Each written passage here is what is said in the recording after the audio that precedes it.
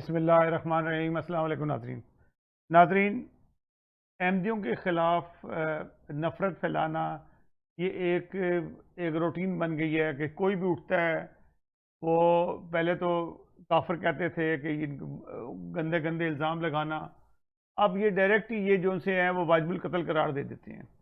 پچھلے دنوں ایک پی ٹی آئی کا ایم پی اے ہے، نہیں ایم این اے ہے، علی محمد، اس نے واجب القتل قرار دے دیا۔ حکومت سو رہی تھی، سپریم کورٹ سو رہی تھی، کسی کو کوئی ہوش نہیں آیا کہ ایک اس ملک میں بسنے والے ایک طبقے کو جو آلریڈی ایک چھوٹا طبقہ ہے، وہ منارٹی میں موجود ہیں۔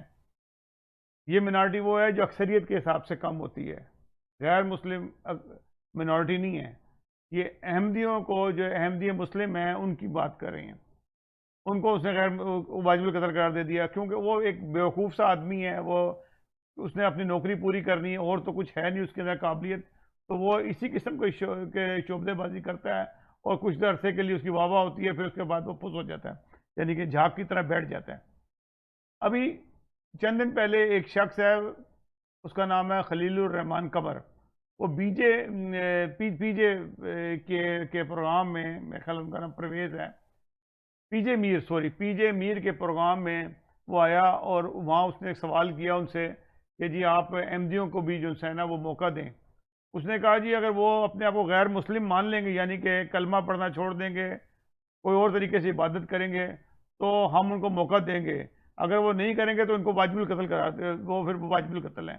مطلب بڑی آسان سی بات ہے، یہ میں آپ کو دکھاؤں گا۔ پھر میں پہلے آپ کو یہ جس شخص نے واجب القتل احمدیوں کو قرار دیا ہے اس کے بارے میں تھوڑی سی آپ کو ڈیٹیل بتاتا ہوں کہ اس کی بات چیت کیسی ہے، وہ کیا کچھ کرتا ہے، یہ سارا آپ دیکھیے کہ وہ اور کتنا پاکستان میں ولگیرٹی جو پھیل رہی ہے نا ڈراموں میں، وہ سب اسی کی وجہ سے پھیل رہی ہے۔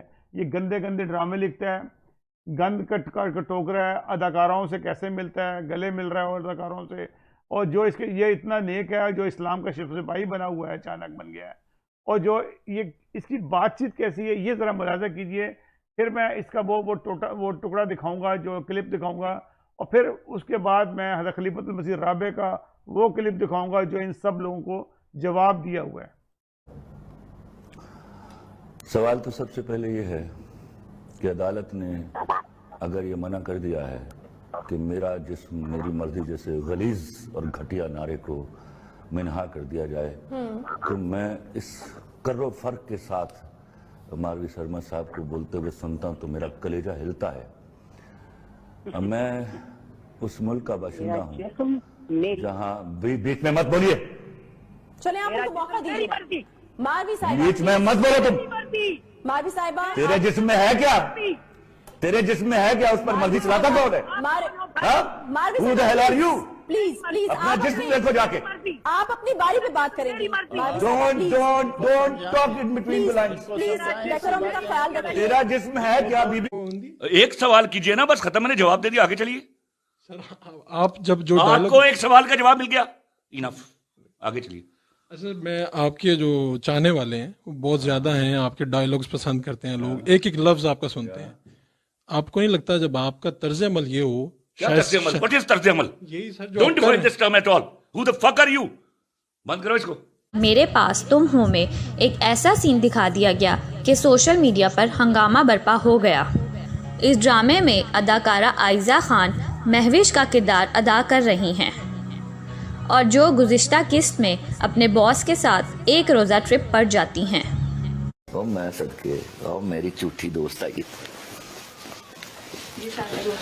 کیا حال ہے؟ شہزادی کیسی ہے تم؟ ٹھیک ہے؟ ایک قتل لکھا ہے ہاتھ میں۔ یہ لکھے سناؤ، بسم اللہ۔ قتل ہے؟ قتل؟ اچھا میرا قتل تیرے تو ڈاکٹر دیواری بات۔ جی ناظرین، آپ نے خلیل الرحمان قمر کا وہ مکروہ چہرہ دیکھا کہ جو حرکات اس نے ماروی سرمد کے ساتھ کی، اینکر کے ساتھ کی، اور جو کچھ یہ حرکت کر رہا ہے، جو پاکستان کے معاشرے میں گندگی پھیلا رہا ہے، وہ آپ نے سب دیکھا۔ اب میں وہ کلپ آپ کو دکھاتا ہوں جس کے اندر اس نے احمدیوں کو واجب القتل کہا، اور پھر میں اس کے بعد آپ کو دوسری ویڈیو دکھاؤں گا جو اس واجب القتل کا جواب ہے. یہ ناظرین دیکھیے گا. ایک بات کہ وہ احمدیز کی کہ ان کو بھی آپ لے کے آئے فولڈ میں, اور ان کو بھی they should be part of the fold, and all. وہ مان لیں کہ ہم کافر ہیں تو ہم ان کو منورٹی کے طور پہ لے کے آئیں گے, مجھے کوئی اعتراض نہیں ہے. لیکن اگر آپ مسلمان بن کے ختم نبوت کو چیلنج کریں گے تو sir you are not allowed, پھر تو آپ واجب القتل ہو. آپ مانیے آپ منورٹی ہیں, دیٹس اٹ. رکھتا ہوں آپ معقول آدمی اور مدلل آدمی ہیں, آپ سمجھ جائیں گے بات.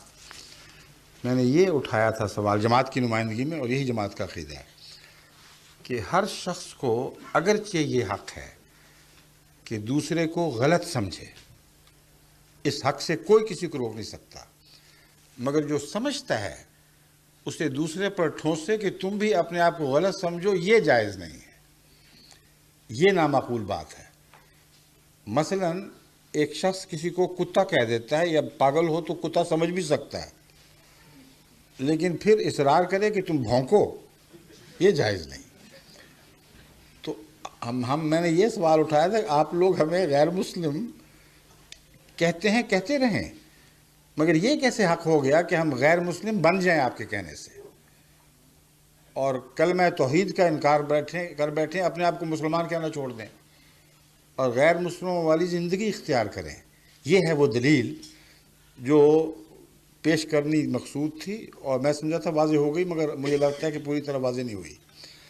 مگر بعد میں جو گفتگو ہوئی اس میں یہ بات واضح کر دی گئی تھی کہ ہم جس طرح آپ کو یہ حق ہے, اور مجھے یاد ہے میں نے پیر زادہ صاحب سے تفصیلی گفتگو کی اس بات پر. میں نے کہا آپ کو یہ حق ہے کہ نہیں شیعوں کو, یعنی اگر وہ شیعہ ہیں تو, کہ وہ سنیوں کو غیر مسلم یا دائرہ اسلام سے باہر سمجھیں, اگر نہیں ہے تو استعمال کیوں کیا گیا.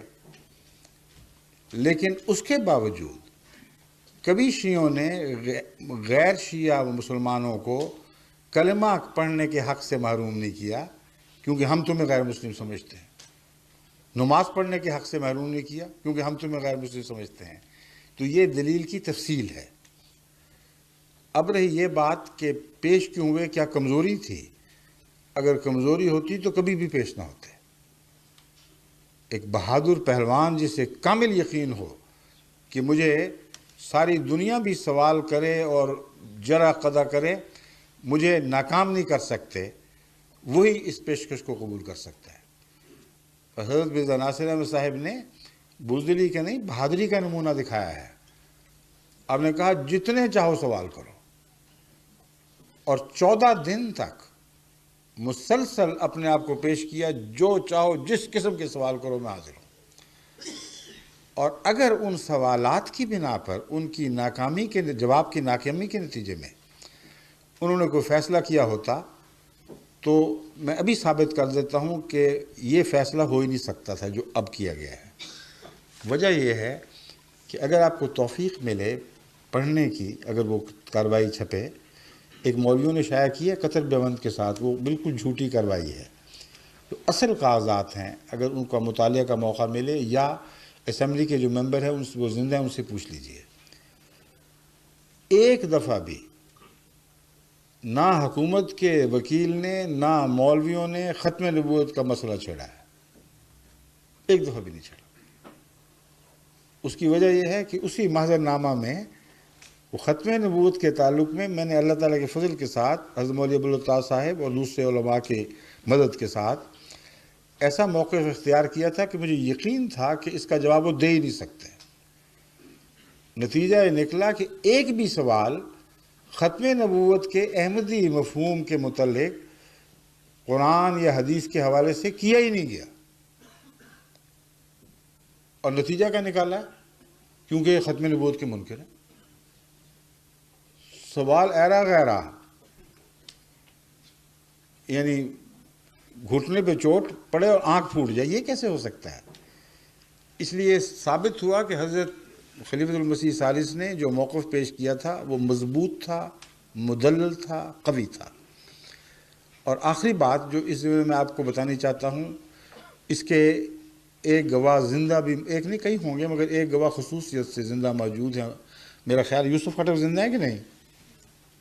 فوت ہو گئے. اچھا، لیکن صاحبزادہ صاحب تو زندہ ہیں نا، ملتان والے ہیں، فاروق علی صاحب، وہ بھی جانتے ہیں اور بہت سے جانتے ہیں. مانے نہ مانے ان کی مرضی ہے.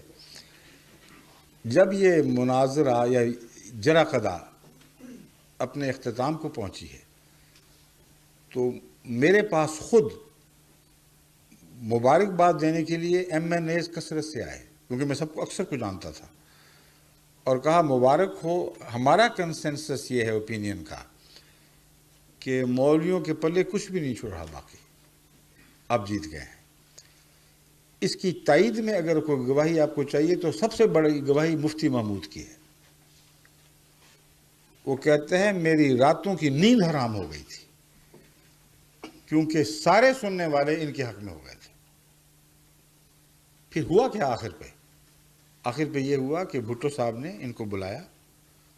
انہوں نے کہا تمہاری مجال نہیں کہ احمدیوں کے حق میں فیصلہ دو، اگر دو گے تو ان مولویوں کے چیلوں کے سامنے میں تمہیں کتوں کی طرح پھینک دوں گا، اور جو تمہارا حشر کریں گے پھر تم ذمہ دار ہو گئے.